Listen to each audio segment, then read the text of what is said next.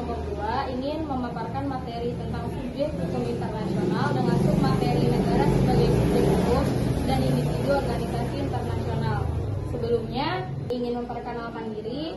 Saya Zahra Marisa Kansa dengan NIM 238312104 dengan rekan saya Muhammad Fadilah Sauki Rahman dengan NIM 23831200096. Baik, langsung saja ke pembahasan berikut ini.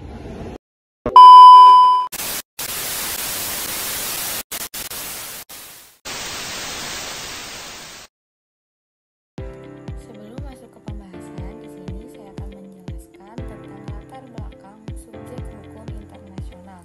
Hukum internasional merupakan kumpulan kaidah dan prinsip yang mengatur hukum antar entitas global.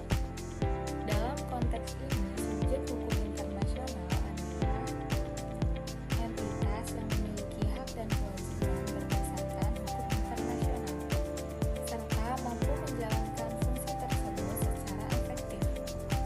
Secara tradisional, negara adalah subjek hukum internasional yang paling utama dan yang paling lengkap karena negara memiliki kedaulatan dan wilayah, penduduk tetap, serta menjalin hubungan dengan negara lain.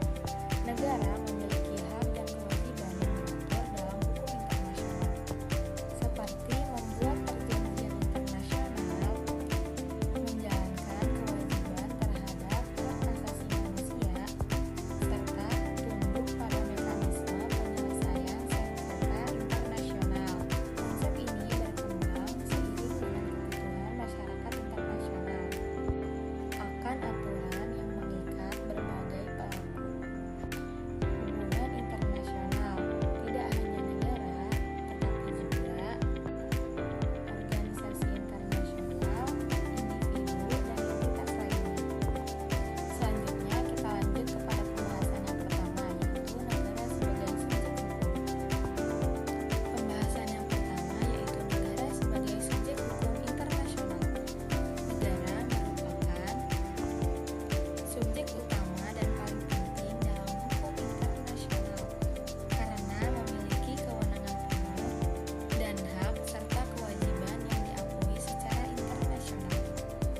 Menurut Konvensi Montevideo 1933, suatu negara harus memenuhi syarat-syarat sebagai berikut. Yang pertama, memiliki wilayah tertentu.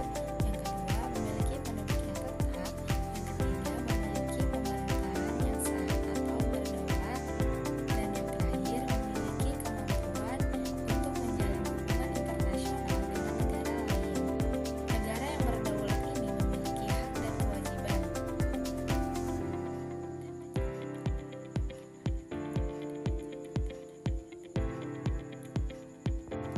Kerjasama bilateral maupun multilateral. Negara juga dapat dikenai sanksi internasional, seperti sanksi ekonomi, diplomatik, atau militer jika melanggar kewajibannya dalam hukum internasional. Negara juga dapat mengadakan hubungan-hubungan hukum internasional dalam segala bidang kehidupan masyarakat, baik dengan sesama negara maupun dengan subjek hukum internasional. Hal ini menyebabkan negara menjadi subjek hukum dengan hak dan kewajiban yang paling luas. Subjek-subjek hukum internasional lain memiliki hak dan kewajiban yang terbatas pada hal yang menjadi bidang kegiatan atau maksud dan tujuannya. Kedudukan ini membuat negara memiliki peran yang sangat dominan sebagai subjek hukum internasional.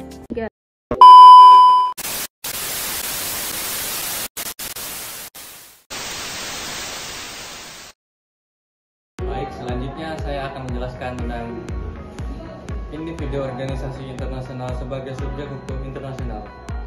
Organisasi internasional diakui sebagai subjek hukum internasional yang memiliki hak dan kewajiban berdasarkan konvensi internasional yang menjadi dasar pendiriannya.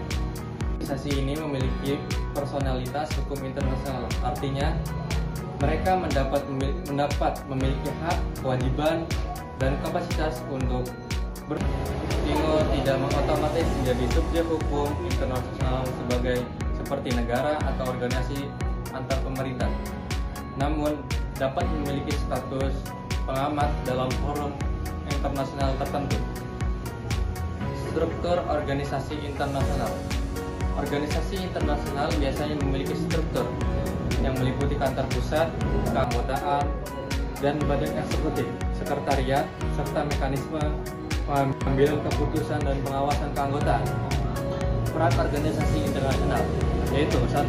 Sebagai arena perundingan dan interaksi antar negara dan aktor non-negara.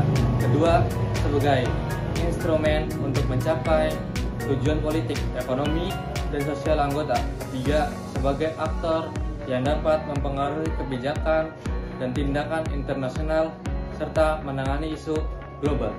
Baik, cukup sekian pembahasan dari saya. Selanjutnya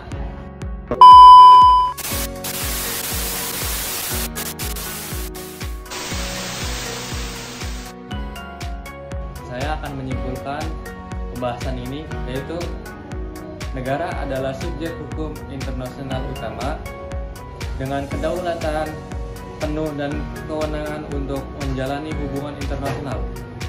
Individu diakui sebagai hukum internasional terbatas, terutama terkait tanggung jawab atas kejahatan internasional.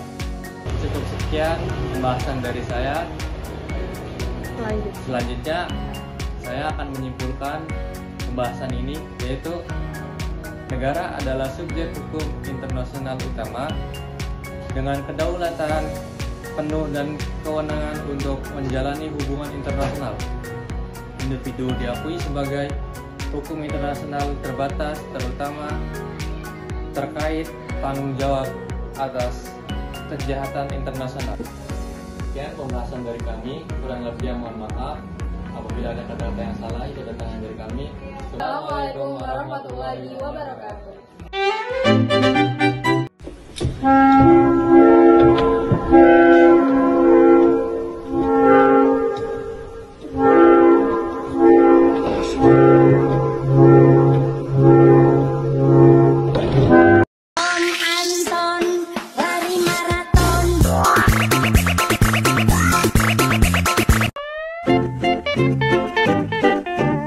Maraton